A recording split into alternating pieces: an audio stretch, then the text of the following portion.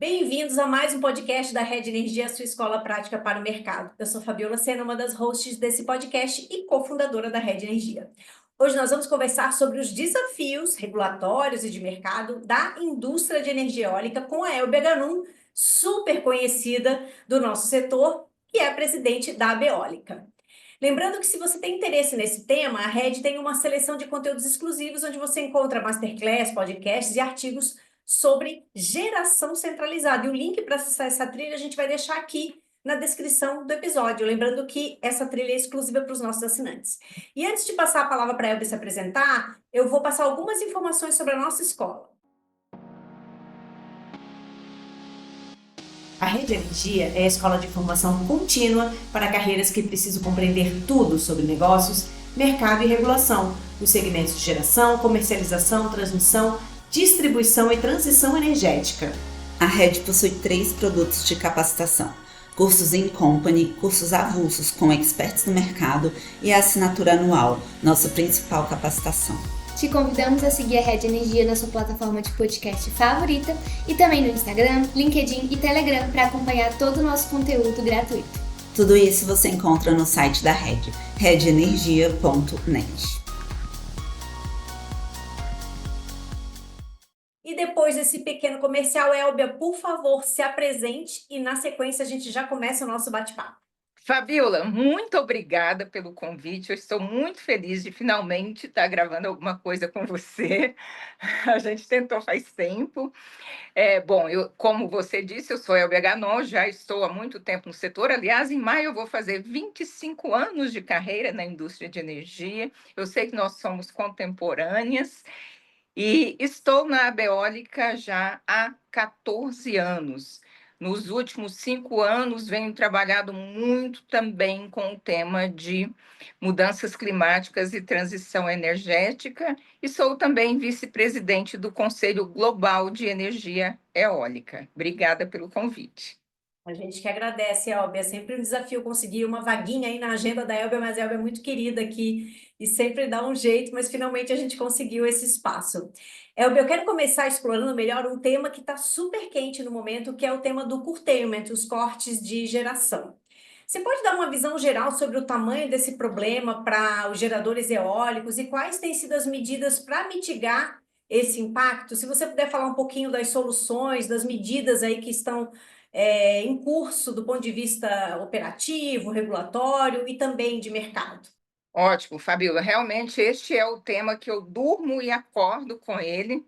É um tema muito sério e talvez a gente não tenha previsto chegar nesse ponto. Eu posso te dizer que nós estamos vivendo uma grande crise associada a isso, porque nós temos um potencial grande de empresas não conseguirem honrar seus compromissos quando da contabilização da CCE.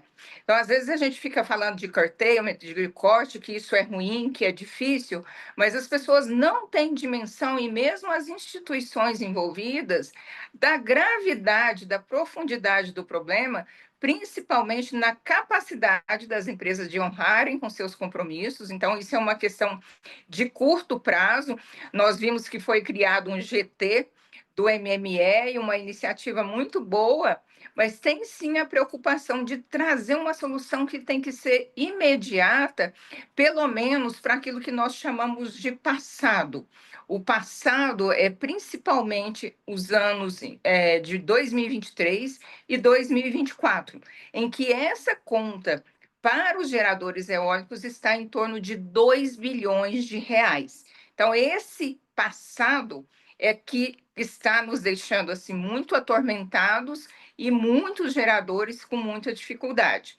O futuro, ou seja, o presente e o futuro, também é de extrema relevância e muito preocupante para os geradores, porque a partir de junho nós vamos entrar no que chamamos de safra dos ventos.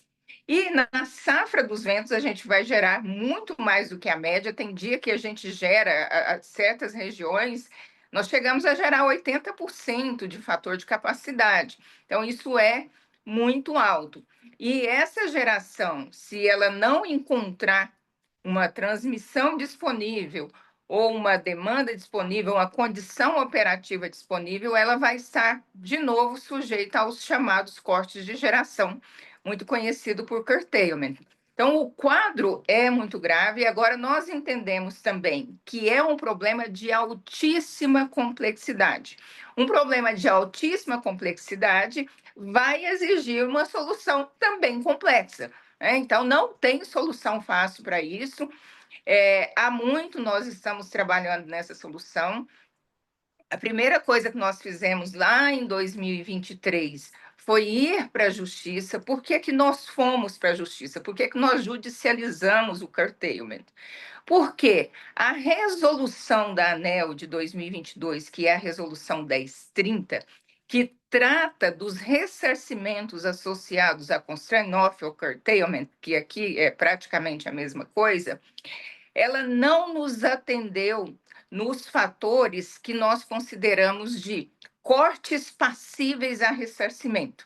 Então, houve um esforço da agência reguladora de regular, ela fez o seu papel, porém não nos atendeu. Ao criar critérios, e ali são o que nós chamamos de critérios de corte, esses critérios, primeiro a divisão em 3 critérios, que é o critério chamado energético, o critério elétrico e de confiabilidade. A ANEEL inovou nessa regulação. Nem a lei de 2004, que trata disso, né, que, aliás, eu tive o prazer de trabalhar na construção disso, e o decreto que a regulamenta, também daquela ocasião, de 2004, não menciona critério, né? Situações de constraint off serão remuneradas, né? E a ANEEL, ao trazer esse critério, ela não só trouxe um critério que não é transparente, para nós, geradores, a gente não sabemos exatamente como que isso é aplicado, e principalmente quando chega no ONS. E outra coisa, criou franquias, estabelece as horas em que você vai ter direito. Ora, nós, geradores, não apertamos o botão do sistema. Quem faz isso é o operador. Nós geramos quando o operador diz para nós gerarmos, ou quando manda nós pararmos de gerar, nós temos que parar. Então, eu não tenho que estar sujeita a horas que eu vou ficar cortada, as horas que a minha usina vai ficar parada, porque se a usina está parada e enquadrada num conceito de constraint off ou de corte de geração, é porque o operador mandou parar. E provavelmente o operador não mandou parar a seu bel prazer. Provavelmente ele percebeu alguma situação ali, que na maioria das vezes é situação que chamamos de elétrica, boa parte das vezes é porque você tem ali alguma indisponibilidade.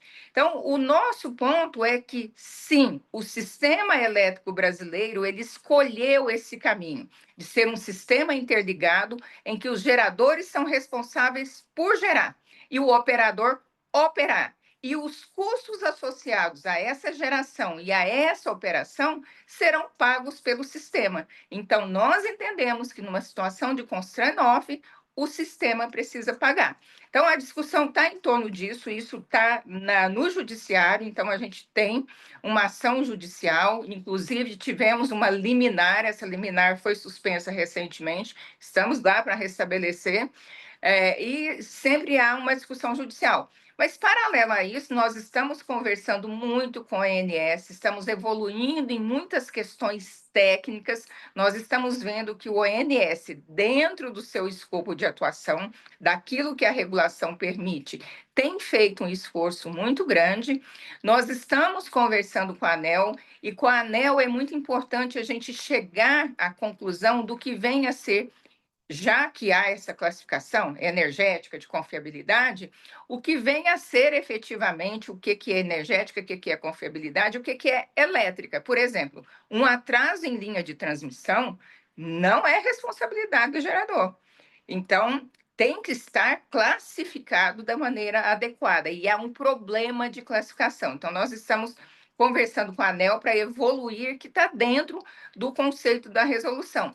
E com o Ministério de Minas e Energia, que recentemente criou esse grupo de trabalho, o próprio Ministério de Minas e Energia nos disse, a eólica, a solar, o curtailment é um problema de governo, nós entendemos o quanto isso pode prejudicar as empresas e, principalmente, nós entendemos o quanto que isso pode prejudicar o sinal de investimento. Então, o MME criou esse grupo porque ele quer buscar soluções e nós entendemos que essas soluções elas precisam extrapolar aquilo que está na resolução da ANEEL, porque nós entendemos que a resolução da ANEEL não atende à lei e não atende, portanto, os nossos direitos. Então, a discussão está em torno disso. Nós esperamos que o grupo de trabalho traga soluções rápido, porque eu sei que tem ali um prazo. Naquele prazo, ali já morremos. Então, se formos esperar esses 6 meses, né, mas eu sei que é um prazo total de 6 meses, mas eu entendo que algumas soluções de curto prazo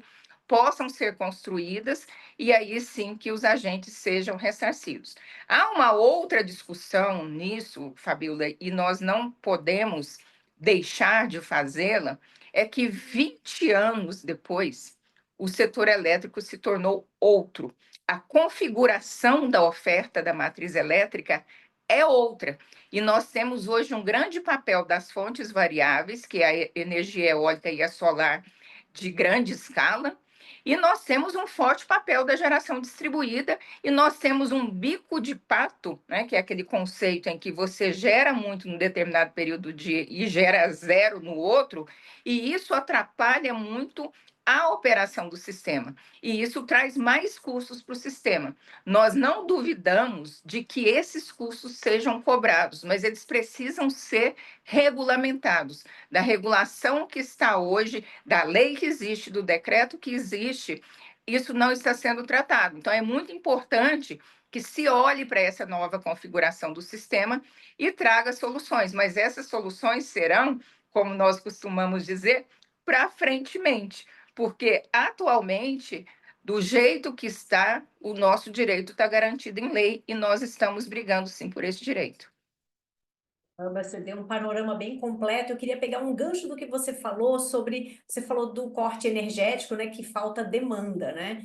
E eu queria pegar um gancho justamente porque a energia eólica ela tem se colocado como um vetor super importante para desenvolver duas indústrias econômicas, vamos dizer assim, que é a indústria do hidrogênio pela rota da eletrólise e a indústria dos data centers, que a gente tem visto esses consumidores também com muito apetite para se instalar no Brasil. A gente aqui chama os gigaconsumidores, né? Que são consumidores que não Sim. são de mega, eles já são no outro porte de giga. Então, esses consumidores enormes seriam soluções interessantes para incrementar a demanda e, com isso, você reduzir aí esse impacto do ponto de vista desses cortes energéticos. Aí eu queria trazer um ângulo aqui um pouquinho diferente, que é o seguinte: a gente viu aquela corrida do ouro dos projetos renováveis, né, em função da lei, daquele último espaço para ter lá o desconto da tarifa de uso. Tudo bem, aquilo lá causou algumas questões de margem de escoamento, dificuldade de conexão, acesso. Houve realmente uma dificuldade muito grande para harmonizar essa questão da conexão. E aí eu queria saber, quando a gente fala aí da indústria de hidrogênio, data centers e outros gigaconsumidores, que são consumidores que a gente nunca viu, os consumidores que a gente via até então aqui no Brasil eram consumidores da ordem de centenas de mega, né? Esses gigaconsumidores, você enxerga desafios técnicos e regulatórios para que esses consumidores se conectem à rede? Se você enxerga, quais seriam a forma da gente resolver esses desafios, Elbia? Certo. A demanda seria um fator em alguns momentos da semana ou de horas, até por essa questão da geração solar, que tem esse efeito, principalmente a geração solar distribuída. Porém, assim, no peso do curtailment, na nossa conta, a demanda tem sido o menor dos problemas. A gente está tendo muitos problemas dentro dos submercados. E um outro fator, né, que é a transmissão, a disponibilidade de transmissão do sistema Nordeste para o Sudeste, por exemplo, é um fator que soma, por isso que eu disse que é um problema complexo, é uma equação com infinitas variáveis. Então, você tem a variável demanda, que ela não tem sido o maior peso hoje, se fala muito, né? O corte energético por causa de demanda. Não tem sido assim. Aliás, você tem visto os dados do ANS, o próprio dado da EPE, mostrando o quanto que o consumo aumentou e o calor e tal. Agora, a gente está tendo alguns problemas dentro dos supermercados, algumas linhas importantes, mas dentro do supermercado. Atraso de linha, por exemplo, é um problema, e alguns reforços que precisam ser também colocados. É claro, você também aumentar você expandir a transmissão do Nordeste para o Sudeste pode nos ajudar, principalmente quando você faz essa expansão por critério e não físico de linha. O ANS está mais rigoroso nos seus critérios, a gente sabe por quê? Por causa de 15 de agosto, aí tem uma história dos modelos ali que precisa ser ajustada, mas eu acho que a demanda é um problema para nós, mas ele é um problema para os novos projetos, porque o Brasil hoje, que é o segundo item que a gente vai tratar aqui também, que a indústria eólica está vivendo outra crise, né? Essa é uma crise que eu diria de operação, e essa outra é uma crise de planejamento. Nós não estamos investindo em novos projetos. E a nossa saída, que é a rota de mercado, ela se passa, sim, pelo hidrogênio e pelos data centers. E hoje você poderia dizer, olha, vamos concentrar esses data centers lá no Nordeste, o hidrogênio, porque daí você vai consumir essa energia que produz. Porém, o sistema não está preparado. Nós estamos com uma fila de projetos no ONS e o ONS está negando, não está nos dando parecer de acesso porque não tem essa disponibilidade. Então, o sistema brasileiro ele ainda não está preparado para tanta demanda.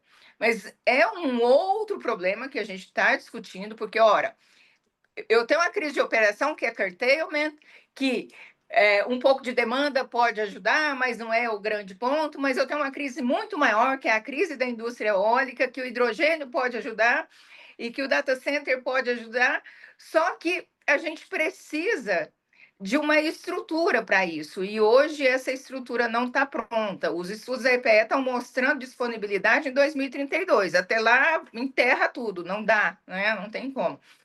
O CMSE ele está trabalhando tanto no caso de curtailment, nesse grupo de trabalho, e também está trabalhando com a ANS para buscar soluções mais de curto prazo para 2028, para liberar alguns gigas, e isso tecnicamente é possível, por tudo que nós estamos conversando, para que essa demanda, então, entre a partir de 2028, e aí sim a gente vai ter muitas sinalizações ali, além dessa contribuição que hoje eu considero pequena com relação ao curtailment, dos chamados cortes energéticos, mas do ponto de vista de investimento, de lógica de longo prazo, o investimento da energia eólica será importante.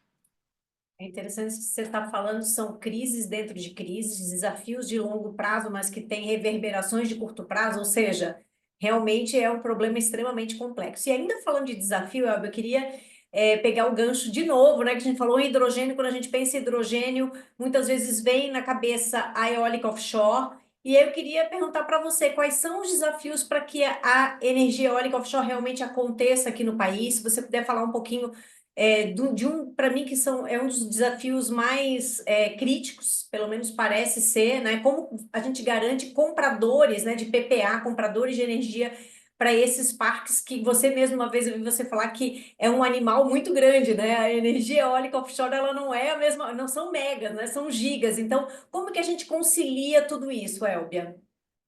Nós temos um grande potencial de gigademanda, que você trouxe muito bem, que é o hidrogênio e o data center, e a gente também tem um grande potencial de giga oferta, que é a eólica offshore. A eólica offshore, quando você olha de pronto, você imagina esse desafio da demanda, né? Mas eu acho que a gente precisa ter muita frieza, né? Alguns me perguntam como é que você está sobrevivendo com tanta crise, né? Eu falei, bom, é só separar os pedaços, tá? Então, eu acho, e ao mesmo tempo que eu estou falando em crise, em rota de mercado, eu estou lá trabalhando para que a eólica offshore seja regulamentado, Parece ser um contrassenso, mas não é. Nós temos que dividir os nossos problemas em curtíssimo prazo, curto prazo, médio prazo e longo prazo. E a eólica offshore é longo prazo. O que significa? A entrada da eólica offshore, com a lei aprovada agora, que foi em janeiro, ela vai precisar buscar uma licença. Primeiro, vai ter que ter um leilão de uso do mar. Então, o governo vai ter que regulamentar essa lei e fazer esse leilão, que é o leilão de cessão de uso do mar. Uma vez que o detentor dessa cessão tem a cessão em mãos, ele vai começar os estudos ambientais para obter uma licença ambiental para depois assinar um PPA. Na melhor das hipóteses, fazendo um leilão de cessão no segundo semestre de 2025, em 2028 nós vamos ter uma licença ambiental e estaremos aptos a vender num leilão regulado ou vender um PPA no ACL. Vendido em 2028, na melhor das hipóteses, o parque entra em operação em 2031.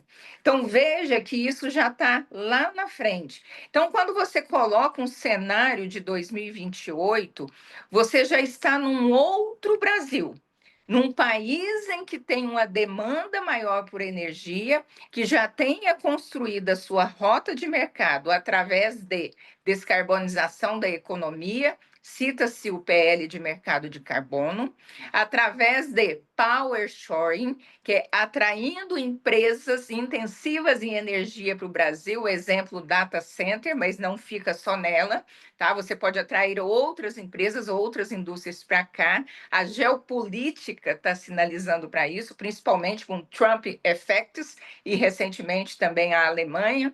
Então, você tem esse power shore, além do hidrogênio, que está previsto mais ali para 2027, 2028.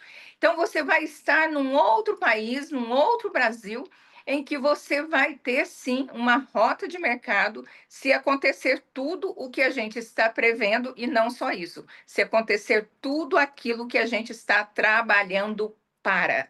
O curto prazo, o presente está muito difícil, eu costumo fazer essa brincadeira, né? Vamos falar do longo prazo, né? Vamos falar do futuro, porque o presente está insuportável. Quando você estende a análise, você começa a enxergar um outro país, um outro mercado, e você começa a perceber soluções para os problemas.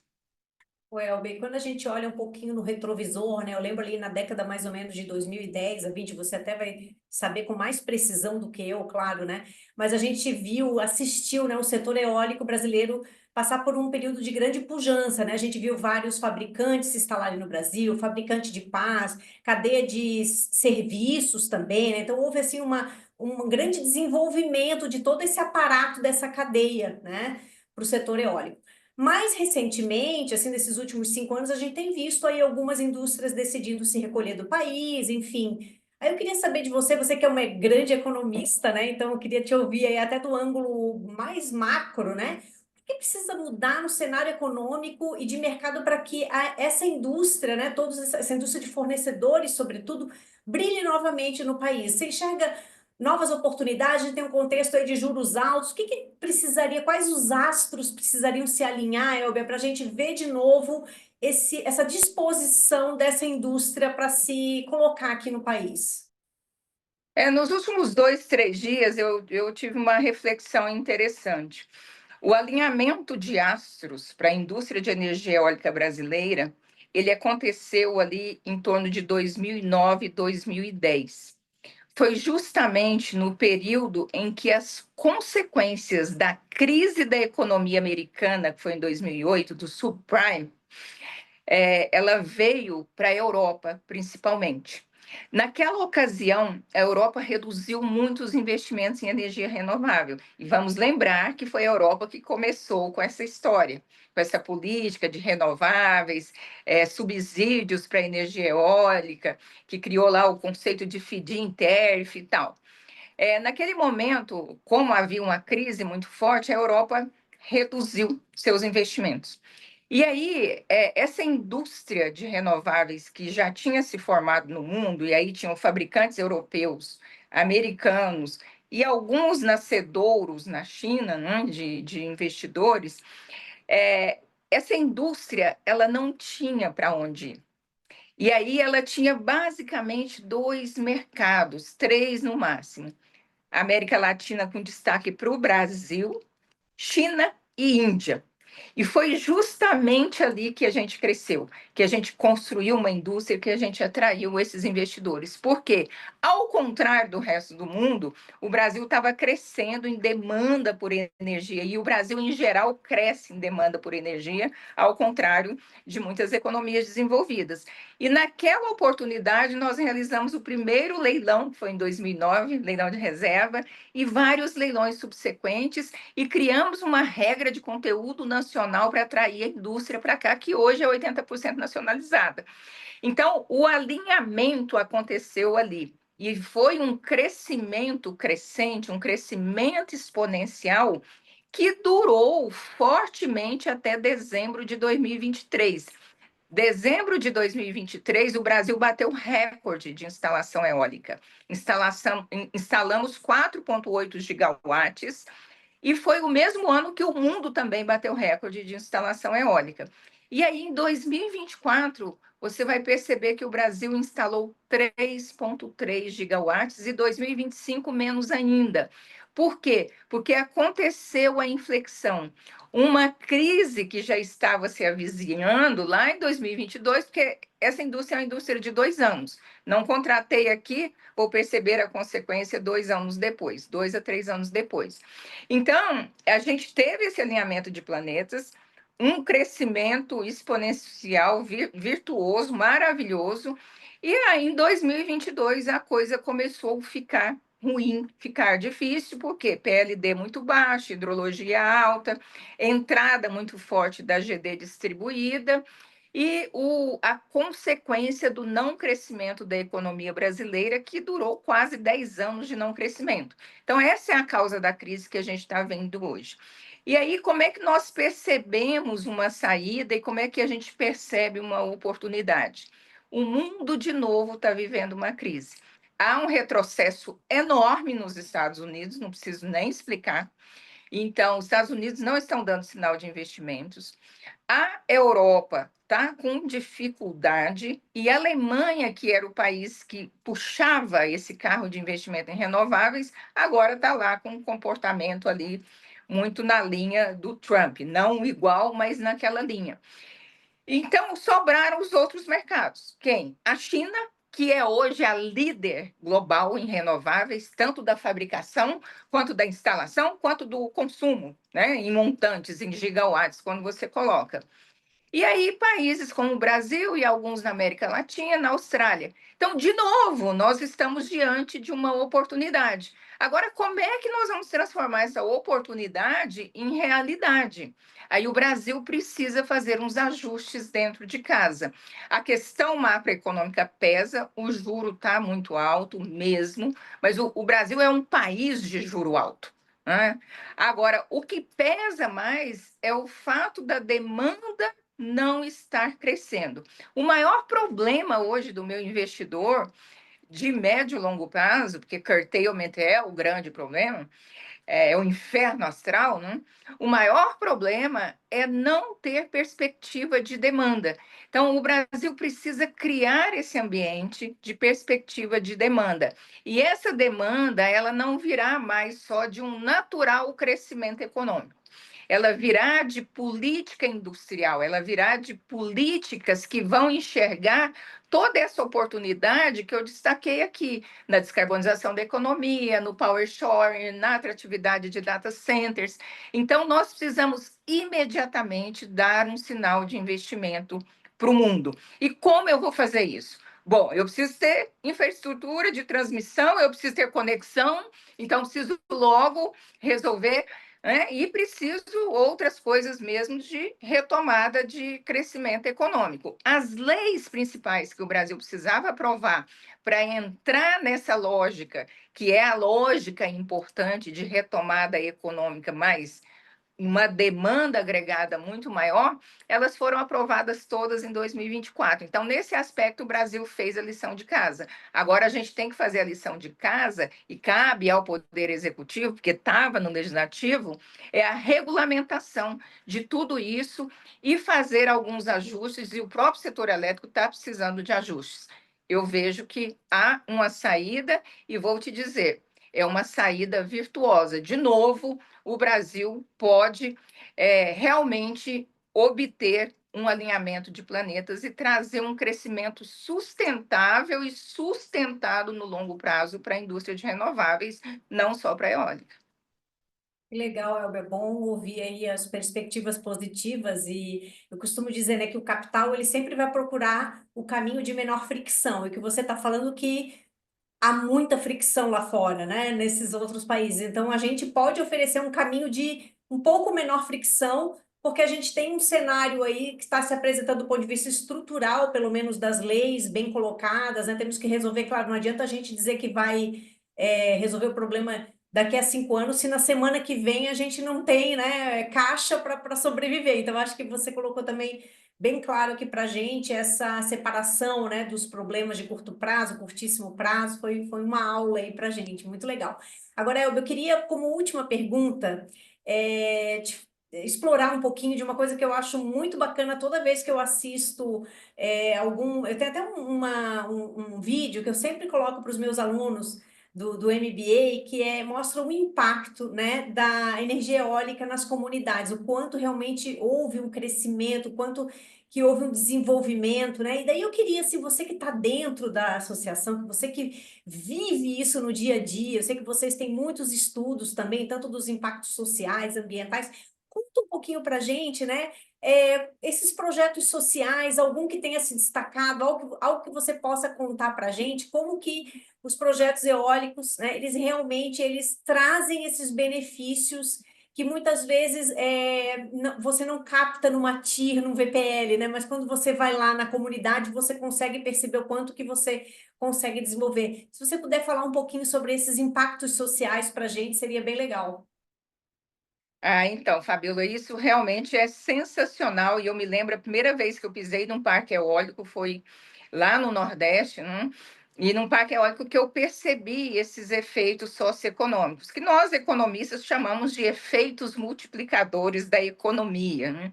E aí nós procuramos medir esses efeitos. Agora, quando você enxerga, você vai lá e vê, você faz um vídeo, para você medir economicamente, você precisa de uma série histórica, né?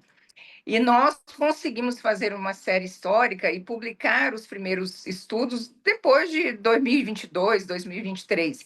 Então, nós temos uns estudos que são muito interessantes, que eles mostram o seguinte: como a eólica é uma indústria 80% nacional, ela não importa o equipamento, você tem um efeito multiplicador de cadeia de produção, desde a fabricação do equipamento até o parque gerando energia.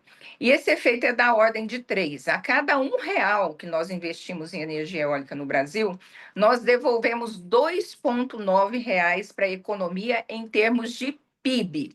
Isso é PIB nacional. Quando você pega essa fotografia e vai para a região, então nós fizemos um estudo mostrando as regiões em que os parques chegaram versus as regiões em que os parques não chegaram. Nós tivemos crescimento do PIB da ordem de 21% e o IDHM, que é o Índice de Desenvolvimento Humano Municipal, da ordem de 20% com a chegada dos parques eólicos. Porque é isso, a energia eólica ela leva emprego e leva renda para a população. O efeito maior disso é que nós arrendamos as áreas, arrendamos as fazendas, e geralmente são pequenas propriedades. E a renda que vem desse arrendamento é uma renda muito superior à média daquela família, porque nós estamos falando do semiárido brasileiro, nós estamos falando principalmente do Nordeste. Então, nós tínhamos situações de famílias com 3, 4 filhos, que aí botavam os filhos ali para trabalhar na roça e tal, e muitos precisavam do Bolsa Família, mas nem conseguiam levar as crianças para a escola. Então, também não tinha a questão do próprio problema da Bolsa Família. E ao chegar com os parques, arrendar e colocar 1, 2 ou até 3 aerogeradores ali naquela comunidade, né, naquela família, essa família passa a receber uma renda, e uma renda mensal por 20 anos. E essa renda é em torno de 2 salários mínimos, 1 salário mínimo e meio por cada aerogerador que está ali com aquela família. Então, eles têm um gap de renda muito alto, né? Um pulo, um salto de renda muito alto, e eles vão consumir na cidade, investem em construção civil, automóveis. Então, realmente, esse efeito da renda, ele é muito forte nessas famílias. Além disso, as empresas, ao chegar nas regiões, elas fazem programas sociais.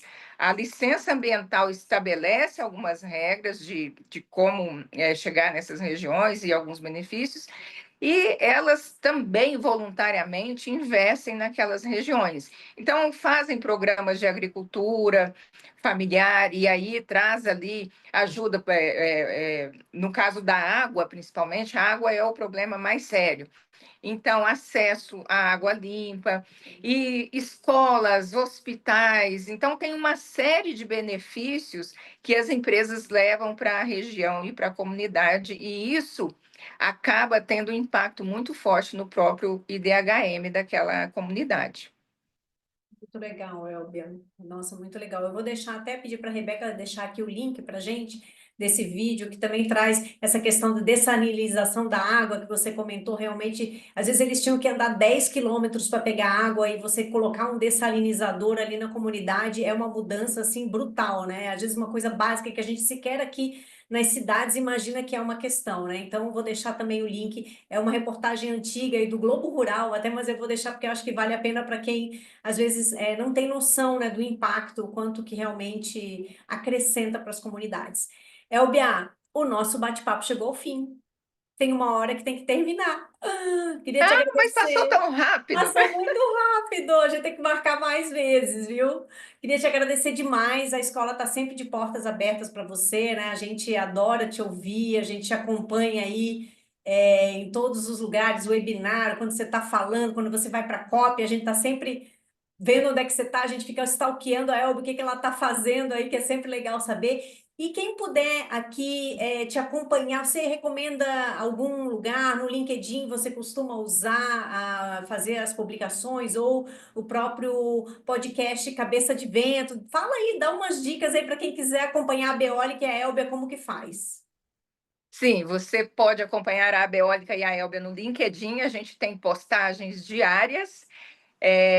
E a gente tem o nosso podcast, que é o Cabeça de Vento, que está sempre trazendo esses temas importantes. Então, nós sempre falamos de ESG, que é uma pauta importante, e falamos também de perspectivas, de investimentos. A gente traz os assuntos do momento, né? Então, você consegue esse podcast em qualquer dessas plataformas de stream, chamado Cabeça de Vento, não é difícil de esquecer. E Elbia e a Beólica no LinkedIn, sempre no Instagram também a gente tem. E nós produzimos muitos documentos, muito material, muitos dados. A gente tem um boletim, que é o Boletim dos Ventos, que a gente chama de Infovento, que tem lá as informações. O nosso site também, abeolica.org.br, tem ali muitas notícias, muitas informações e dados sobre a indústria eólica e sobre a temática também de clima e de transição energética. Obrigadão, Elbia.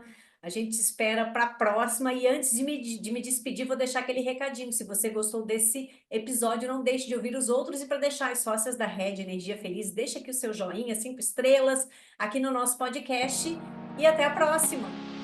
Este foi mais um episódio do Redcast, que também está disponível no YouTube e na plataforma da Rede Energia.